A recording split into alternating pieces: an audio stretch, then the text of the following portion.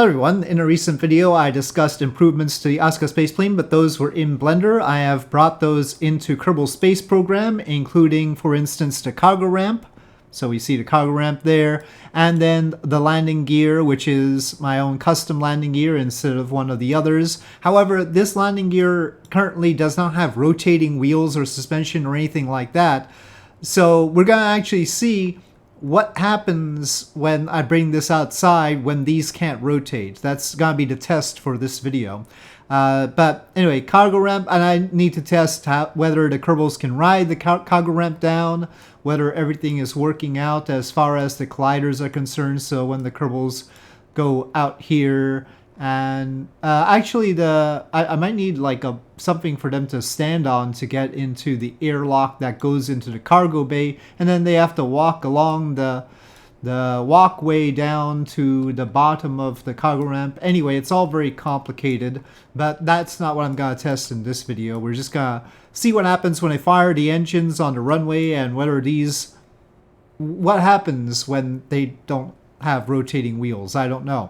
But anyway, I've added that stuff in. Now we have the comms up front. So if I say open comms, we've got the dish and those little antennae and such. So those additions are in. I also changed the look of the windows. People said that they were too rectangular. They're still rectangular, but I gave them a little bit more character. So there they are. And I've also sort of changed the name of the thing. I've updated the manual. Let's take a look at the manual. So it's now ASCA Spaceplane like this, because I feel like that's more marketable.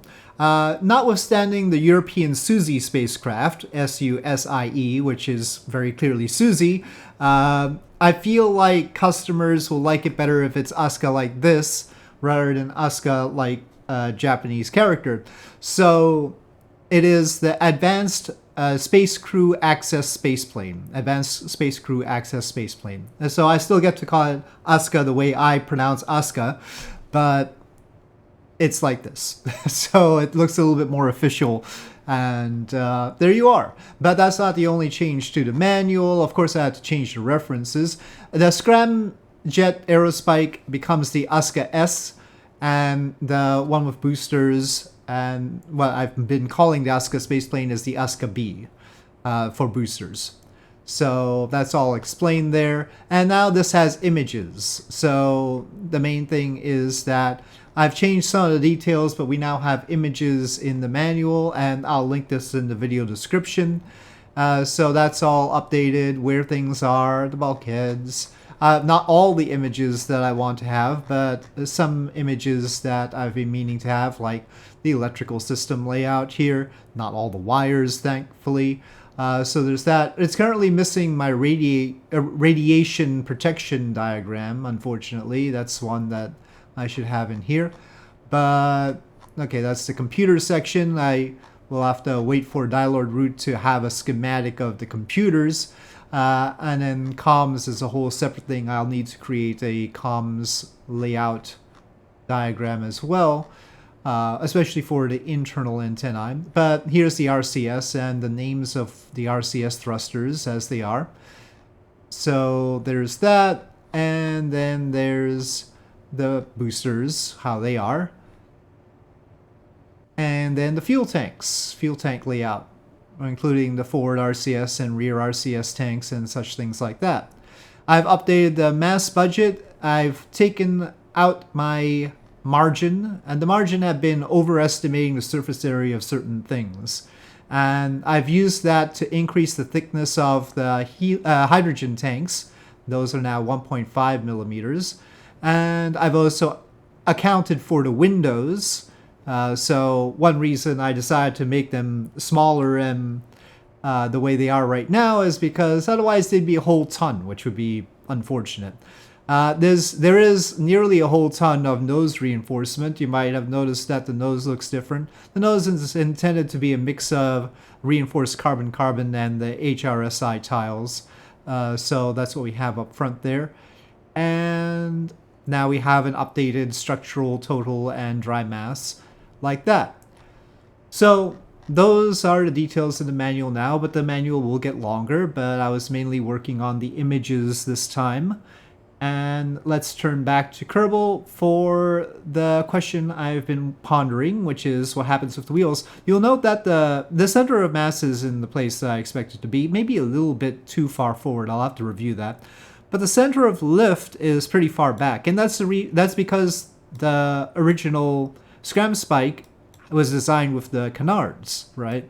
So the canards brought it forward. However, we had lost the canards with the ASCA Spaceplane during the mission to the moon, then to Mars, then back, and was able to land just fine and control itself during re-entry just fine without the canards. So presumably this is okay. So that's, I mean, we've tested it, so I'm just gonna run with that for now. So with that, let's see what happens with this landing gear. Eventually I'll figure out how to do wheels and suspension properly, but today is not that day. Well, at least it's standing on the landing gear. Maybe a little bit high, but that might be related to the runway collider. Okay, so we probably don't need full thrust. Well, it's still moving.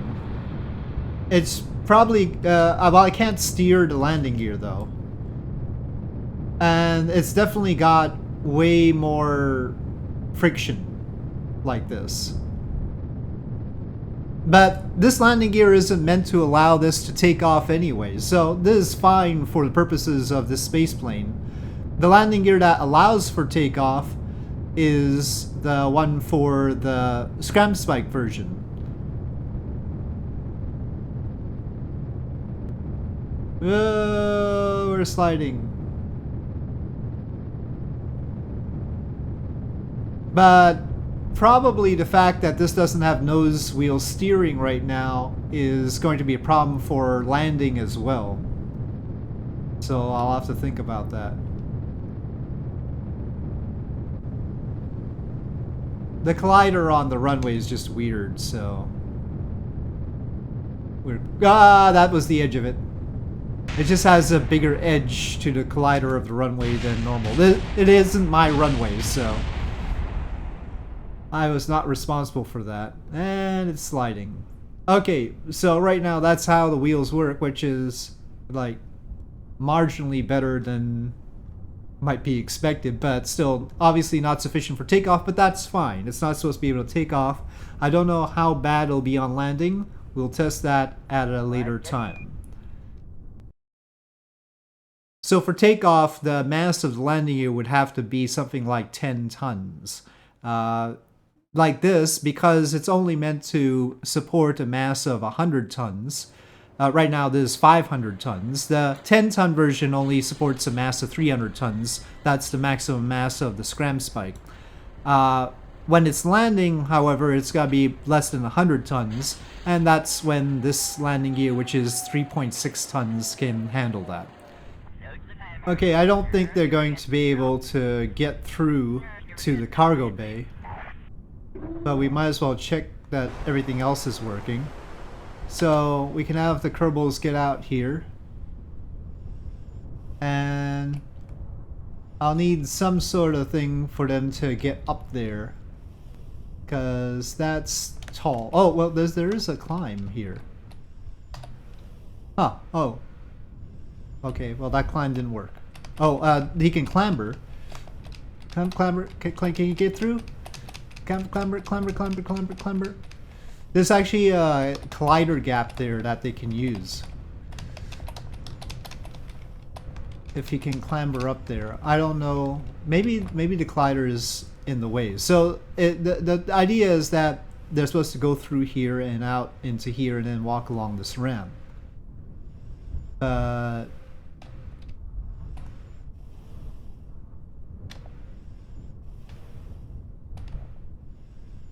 I don't know if he can get through. Oh, he almost got through there.